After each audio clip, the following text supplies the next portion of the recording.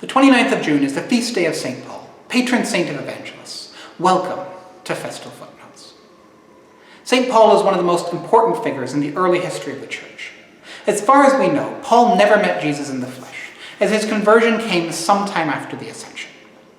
Nevertheless, through an encounter with Jesus Christ, the Son of God, Paul went from being a fanatical Jew to being a fanatical Christian almost overnight, and today is remembered as the apostle to the Gentiles, the writer of half the New Testament, and one of the most profound shapers of Christian theology in the early Church.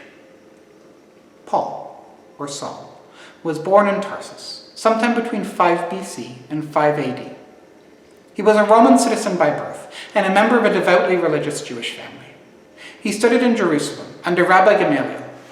Gamaliel was well known in Palestine as the teacher for anyone who wants to become a rabbi. But Paul didn't become a rabbi. Rather, he became a zealous Pharisee who persecuted the growing Christian movement as a heresy and a blasphemy against God. In Acts, Luke even implicates Paul in the death of Saint Stephen, the first Christian martyr. But shortly after this, Paul is confronted by God on the road to Damascus as he's on his way to persecute yet more Christians. The story is a famous one. Paul sees a bright light and falls down blinded. He hears a voice saying, "Saul, Saul, why do you persecute me?" The voice confirms that Paul is speaking with Jesus Christ himself. Deep in a faith crisis, Paul is taken to Damascus, where he's met by a member of the Christian community, Aeneas, who heals his blindness. In his letter to the Galatian church, Paul reveals that he stayed in Arabia for 3 years, at which time he went to Jerusalem, where he met the apostles for the first time. In the following 14 years, Paul embarked on 3 missionary journeys and wrote a large volume of correspondence, of which we have some small part in our Bibles today. He preached and ministered to Gentile congregations and did what he could to keep them connected to the mother church in Jerusalem.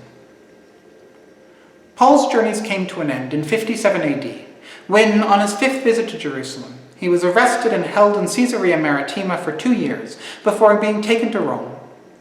In Rome, he was held under house arrest for another 2 years, and in about 60 AD, he was martyred during the reign of Emperor Nero. Tradition holds that Paul was decapitated and buried outside the city walls. The Church of St. Paul outside the walls in Rome presently holds the tomb and remains of the apostle.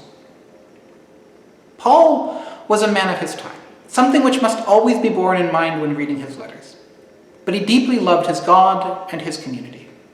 There are many things of worth we can take from Paul's life and writings, but perhaps the one that reaches furthest and holds the most water is his resolve to know nothing except Jesus Christ and him crucified. From what we know of Paul's life, he often had very little in the way of worldly wealth, security, or stability, but even in his letters from prison, his writings always contain the joy of a man who has found his place in God and who strives to do what glorifies God above all else. Quite naturally, Paul, the well-traveled missionary, has become the patron saint of missionaries. Paul, the shaping influence behind much of Christian thought, has become the patron saint of theologians.